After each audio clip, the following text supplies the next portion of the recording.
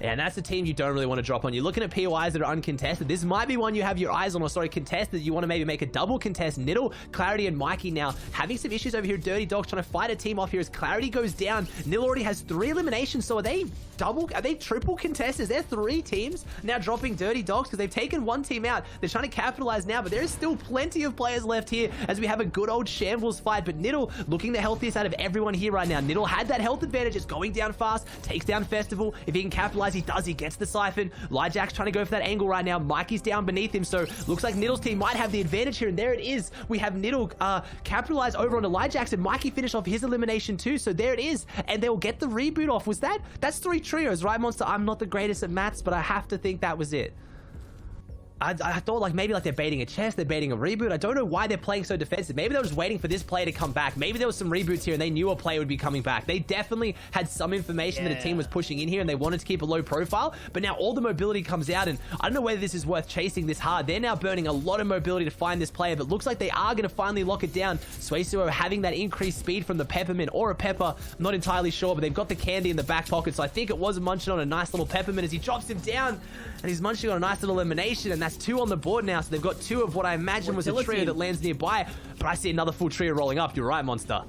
Yeah, it's that Fortilla team. They're coming right in. They're so close as well. Cosmic's in the water, so they have their guard down. They're all looking in the wrong direction. And remember, this is a natural difference. So they're in the low ground. What was that shot? He gosh. takes down Commandment out of the backseat with the sniper. Ronaldo's showing he's still so clean with it. He's still got the shots in the back pocket. What a ridiculous shot onto Commandment. And then now on the back foot, Zum and Skittles did not miss a beat pushing it on this one, Monster. They saw that elimination. They knew they were instantly going to capitalize, and Commandment goes down. That's going to be a hard one to beat right there. What a moment we just watched unfold from the vehicle itself. And yeah, you know what? It looks like they're going to take that as a small victory, the elim, and then back off. What a way to also just hold your composure, because you know Sensen and Edgy are just as dangerous as a duo. So they're going to put so much respect on it. Wow. Just wow. And right there, one of them get tagged on the rotate. Oh, it's the Storm Surge. Okay, that's why they fully Chug Splash. I wasn't sure while everyone was taking damage. Actually, they're under Surge. They have to take the fight there as we move away. So they're in a world of trouble on the rotate, furthest away from the zone as well, because this is an Eastern draw, so everyone has to come this way. Here's a place that this team is very comfortable with. This is Zayd's old drop spot right here. Sweaty Sands on the dock. They know how to play this, and they have center zone. Man, if it's going to be a 3-peat performance, this is where it's going to happen. Literally, another place they're so comfortable with. And this is what's scary as well for the rest of the lobby, because right now I'm seeing half this zone being a water zone, and that's where high ground's even more dominant. If everyone else has to keep using all their builds beneath them to tarp out, and you're just easy tarping on high ground, you save so many materials as everyone else is burning through them, and there you go, Crumbler goes down, he gets knocked there. I believe was that a snipe from Stretch. He's looking for more as well as he gets another elimination, and that's their Storm Surge tags as well. So yeah, you don't want to kind of tell a story before it happens, but honestly, game 2, halfway through, I was feeling it. Game 3 is looking the same, but we have Jemper, Avery, and Booger nearby, and they have Stark loot, and that is loot that can contest this team and maybe go for that high ground. Even if they don't get it, just someone going up for high ground late, Monster, and just kind of throwing a spanner in the works of what is such a well-oiled machine right now from this team. Definitely, and the fact that they're this close makes sense, but hold up, Zayd's actually gonna get sniped there by Nexi as a response to all the fire coming in, and they're actually diving in. Take a look, the crosshairs are crossing in, yes. Not only that, just ammunition to back it up as well. You saw there, he's gonna respond, showing you guys how much this pump can sting at close range. It's gonna be a full-on body rip there. How's he gonna continue to follow up? Doesn't look like he's going to. Ultimately, though, you can see this southern draw on the zone now, so everyone who played the landmass is gonna end up on top. 56 damage above the Storm Surge, Aussie. This means that they have to put in the shots here and now in order to stay alive in this game. If it's happening here with 64 players up, oh my gosh, Dubs falls right there. You know it's gonna continue on through. I'm still confused what even happened there. Was that a crash pad that Edgy and Commandment threw that threw centered in, or was it what Dubs and Mega went in? Like, I don't know what actually happened there. Maybe it was Dubs that kind of went through there, but now we have Threats, Owen, and Sunny pushing in. They've heard the cracks, they've heard the damage, and they're lurking as well, but that is what Edgy, Commandment, and Centered needed, and we see Commandment has the med kit, which is huge to get that big chunk of health back, and that keeps them away from Storm Surge, so a very, very valuable and very worth it fight to take as Jemper takes down Jelty in the feed, so Booger's team setting up to have the big game that they need, and if anyone's anyone's looking to upset Zayd, it's going to be them as Avery capitalizes, and this team's in it though. They're down here on the low ground. They have their shockwaves. If they can get zone, it would be massive. But if the zone goes towards that dock, which it does, Zayd's team is looking so scary now. If someone else comes in, this team cannot catch a break. The crash pad's coming out. They have a full trio on the walls. We have the luxury of seeing through this one, but no, just like that, the little cheeky edit and threats fall so quickly, and that purple pump you talked about it, Monster, it stings. Does so much damage, and there you have it. Now it's up to Owens, who is alive by himself up there now. All that's left of that team. Yes, Sunny and Owens there. One thing I do want to mention though, Booga. And you're seeing those big tarps come out because this area of the map is so barren when it comes to things to hide behind right now. There is literally not a single element of verticality out here. It is a nice sunny beach with a whole bunch of water, but there's no hills, there's no trees, there is no building. So right now, if you don't have materials and you miss position, you're gonna go down. This is a very, very unforgiving zone. It doesn't look like it. When you think of bad zones, you think of giant mountains. This zone is almost too vanilla. It's so vanilla that it's gonna taste bad if you do something wrong. If you step out in the wrong direction, you're gonna go down. It's crazy. You wouldn't think that'd be possible, but here it is. Let's see how it's gonna work out. Someone gets dropped right there. It's Qua on the backside as a solo. A huge upgrade now for Sunny. He gets up to a legendary pump shotgun. We counted them out for a little bit before. Now all of a sudden with that, I mean, having a legendary shotgun is about a player and a half, to be honest. It's enough to make up for being down a man.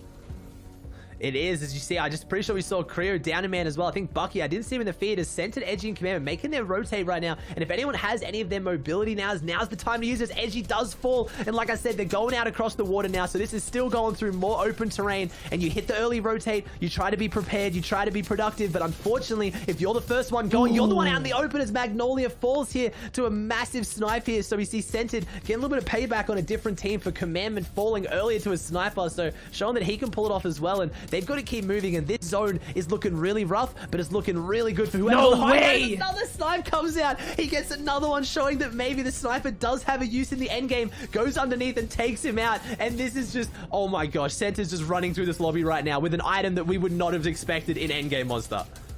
Like a rare occurrence right there. Sniper shots after sniper shots in these final moments. Commandment though, split from his trio. You can see he is in a world of trouble down there as Stretch is trying to come on up for the height. And yes, it's going to be a battle up here as well. Illis is going to find someone there. Bizzle and Clicks look like they have finally secured a piece of this height. Is it going to be enough for them to rain out though? Bizzle versus Stretch on height. Bizzle's actually going to conclude it. He's going to hold out there. So it looks like they have a new high ground hold. We finally have someone else up above. We have someone to answer the question, who's it going to be? And of course it is. It's going to be that story. If you guys haven't been following NA East, there is a lot of beef between Zayd and Bizzle. They did obviously go head-to-head at Dooms for the longest time. Things got messy. Bizzle is now left, but it looks like he's rehashing it up now as he's the team that's going to answer my question. Who is going to dethrone the Kings on high ground? And it looks like Clicks, Bizzle, and Illis need a big game to make up for it, because next game won't be so easy. Zayd will be ready for this one as Tahi on the low ground has the purple pump in hand. He's got 3 floppers too, so he's got a lot of room to work with here. He can slow things down. He can sit back and he can wait for other players to make the move and answer the question of what's going to happen in front of him. Who's going to move? And then can he come behind the Monster? Because he's only got 9 builds. Yeah, definitely. This is such a scary spot to be in. The zone is right on top of him as well. So if that was enough pressure already, there's a little bit more on its way. As Bucky, Kanata end up with height as well. How is it that they end up on the top? I don't know, but the new high ground Kings are them. And Fish is going to fall here. Okay, so Tahi managed to stay alive a little bit longer now. Siphon being enough. Fish just here in the inventory. Bucky's still lighting up the feed though. What is Tahi gonna do? He finds another tag there. This is crazy. What a way to stay alive. Oh my gosh. And we haven't seen this much. The prevalence of fish in this current meta has gone down with so many different things in the loot pool, and no, Tahi goes down, but it was still some good points he got there. 42 for a team that we wouldn't expect to see this, and now it is Kanata, Bucky going up. We have an all-out battle for height. Bizzle's up there. Illis is up there. Bucky, Kanata drops them out. Illis has to fall above. Can Illis do it? Because Bizzle's left him. Illis can do it. Illis can always do it. He takes down Kanata, and he's working his way from top down right now. Bizzle's down. He can't help him, but he can spray out from below, and it's just like that. They get the sandwich, and if you're sandwiched between Illis and he's above you, you're gonna feel the hurt as he makes his way down. 3 eliminations for him, 2 for Bizzle, and we have another team try to take high ground, but no, Bizzle and Illis have not lost it. They've only lost Clicks. And this is where they play normally, though. Clix is always on anti-shock height anyway, so normally it is Bizzle and Illis here jumping down for the fights. 9 players remain. This is their backyard. This is their territory they operate in, and it looks like they saved enough money for a rainy day because now it's just mess in the low ground.